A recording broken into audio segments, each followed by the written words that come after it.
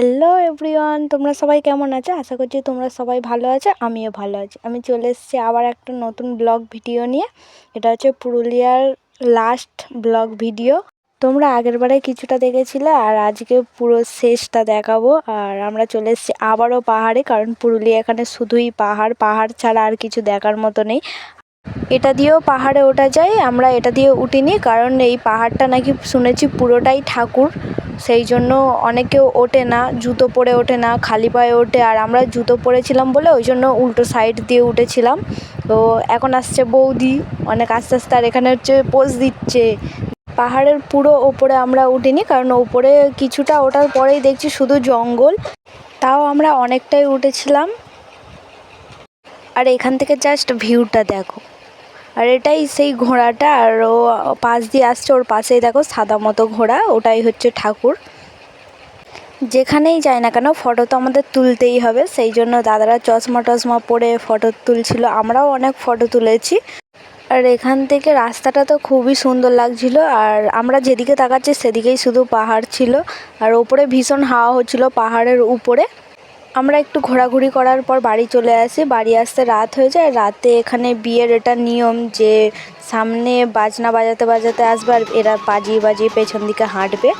তো এটা দেখে আমাদের একটু অবাকই হয়ে গিয়েছিলাম, কারণ আমাদের এখানে তো হয় না ওরকম, ওই জন্য। এখানে তো প্রচুর নিয়ম, যেই নিয়মগুলো আমরা কিছুই বুঝতে পারছিলাম না, মানে কোনো দিন দেখিনি তো বুঝবো কি, আর এর বিষয়ে আমরা কিছু জানিও না। এখানে এখন রাতের বেলা জল আনতে যাচ্ছে, এরমভাবে লাইট টাইট নিয়ে সবাই সেজেগুজেই যাচ্ছে। তো আমরাও একটু তাড়াতাড়ি করে রেডি হয়ে নিয়েছি, কারণ আমরা জানতাম না এখানে এরমভাবে যায়, সেই জন্য। আর সবাই সেজে যাচ্ছে, আমরা যদি না একটু না সেজে যাই তাহলে কেমন লাগবে। আর এখানে এতটাই অন্ধকার যে আমাকে দেখাই যাচ্ছে না আমি কেমন সেজেছি। এখানে এই জল আনতে যাওয়ার যে ব্যাপারটা, ওখানে পুরো পাড়ার লোকই গিয়েছিল, আর আমরা সবার লাস্টে যাচ্ছিলাম, ওই জন্য লাইটটা অত পড়ছিল না। তো এখানে এরা সবাই নাচছে। এখানকার মানুষ অত ভিডিও করা পছন্দ করে না, সেই জন্য বারণ করলো। তো তারপরে আমরা ভিডিও করা স্টপ করে দিয়েছি। তো তারপরে বাড়ি এসে রাত 12টার সময় বর যাবে বিয়ে করতে। তো এখন বাজে 12:10, যাচ্ছে বর বিয়ে করতে। তো বিয়ে করে একেবারে বউকে সাথে করে নিয়ে চলে আসবে। এখানে একটা নিয়ম ছিল যে বর বিয়ে করতে যাবে ঠিক, কিন্তু কোনো মেয়ে সাথে যাবে না, সেই জন্য আমরা যাইনি, শুধু দাদারা গিয়েছিল। পরের দিন সকালে বউ চলে এসছে সকাল 9টার সময়। তো এরম গাড়ির মধ্যেই আবার বরণ টরণ করে আমাদের ভাষায়, ওদের ভাষায় কি বলে জানি না। আর এই দিকে দেখো, এদিকে হচ্ছে আবার একটা নতুন গাড়ি করে বউ এসে দাঁড়িয়ে আছে, আবার সেই একই বাজনা টাজনা নিয়ে। তো এখানে এটাই নিয়ম যে বাজনা বাজিয়ে বিয়ে করতে যেতে হয়। তো আমরা বউ দেখতে চলে এসেছি, যেহেতু আমাদের ওখানে রাস্তায় দাঁড়িয়ে বরণ করছিল গাড়ির ভিতরে, সেই জন্য এই গাড়িগুলো সব আটকে পড়েছিল, যেতে পারছিল না। এটা হচ্ছে আমাদের বাড়ির বউ। আর এখানে একটা নিয়ম আছে, এপ্রিল মে জুন এই 3টে মাসই বিয়ে হয়, সেই জন্য প্রতিদিন অনেক অনেক বিয়ে হয়। আর আমরা এখানে হচ্ছে একটু মজা করছি। এটা হচ্ছে আমার সেজো মাসি। আমরা এখানে সবাই বসে আছি। তো এটা একটা বাড়ি, এটা পুরোটাই আমাদের দিয়ে দিয়েছিল আমরা এখানে থাকবো বলে। তো চলো এবার আমার মাসিরা কি বলছে একটু শোনানো যাক তোমাদেরকে।